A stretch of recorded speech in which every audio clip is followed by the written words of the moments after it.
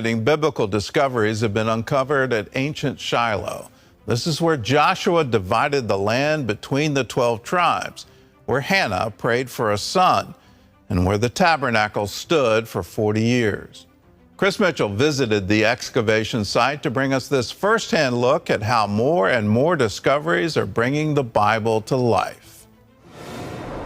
In 2019, CBN News interviewed Dr. Scott Stripling, the director of the excavation going on in ancient Shiloh. This year, Stripling brought us up to speed on what's happened here since we first visited the project. Tell us, we were there at season 1. What's new? What's happened since then? Well, in season 1, our hypotheses were just formulating. We thought that we had a monumental building up here from the pier to the tabernacle.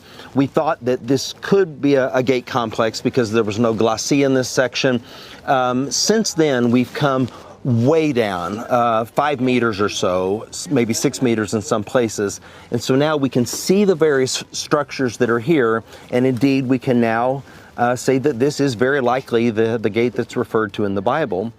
And that's pretty big stuff. And what happened at the gate? Why is this so important? Well, the Bible tells us that Eli is in the gate of Shiloh when he gets the news that the Ark of the Covenant has been captured, that his sons have been killed. He falls over backwards and dies in the gate. Yeah. So it's a function that's mentioned in the Bible, so we were very curious if we would come across it. Shiloh is not only where Eli lived and died, but also the place where Joshua divided the promised land between the 12 tribes, where Hannah prayed for a son who became the prophet Samuel, and where the tabernacle of the Lord stood for nearly 400 years.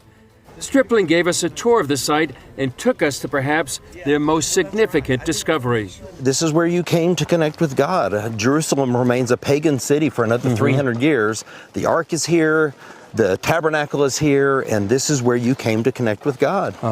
And you've you believe you've found actually the tabernacle. Well, you know, I'm not ready to say I know for certain, but I'll tell you what we do have is a building that is matching the dimensions of the tabernacle. It's from the Iron One period, which is the tabernacle period of Eli and Samuel. And you're actually standing right now, Chris, on this wall right here. So this entire area is this massive monumental building, orients east-west, and it's divided on a 2-to-1 ratio like the tabernacle was.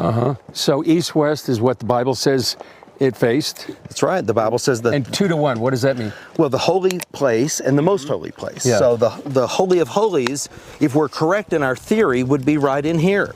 This, between these walls, would be where the Ark of the Covenant was. Can we go in? Let's go. Come on. All so right. What are we walking into right now? This is the wall that would separate the holy from the most holy. Okay? So you're entering into the Holy of Holies. All right? So there's this big wall on your right. Down here you can see where we've reached the bottom. This is preserved to 2.1 meters. And this is floor level. So this whole area in here, about where we're standing, come on with me here. All right, you're probably standing where the Ark of the Covenant was. Wow. How does that suit you? It makes me feel, well, profound, for one. Well, me too. Yeah. How do you feel when you're here? There's a sense of awe. I just have to tell you, professionally as an academic, I'm in awe. And then as an evangelical Christian, I'm in awe, you know, to have the privilege to be able to excavate a site like this. What I take from this is that God did something in history. He recorded it for us in the Bible. We have evidence of it here. One of the great things about our faith is that you can question it. You know, God's ego isn't bruised. People have questions, viewers do. That's honest, you know. Express those, and I would just invite people to look at that evidence. And if they've bought into the idea that the Bible's mythology or it's not historical, I would encourage them to look at what we're finding here at Shiloh, read the text, pray about it, decide for themselves. And so this is where the Bible comes to life? This is what we do. We don't just walk the Bible, we dig the Bible here at Ancient Shiloh.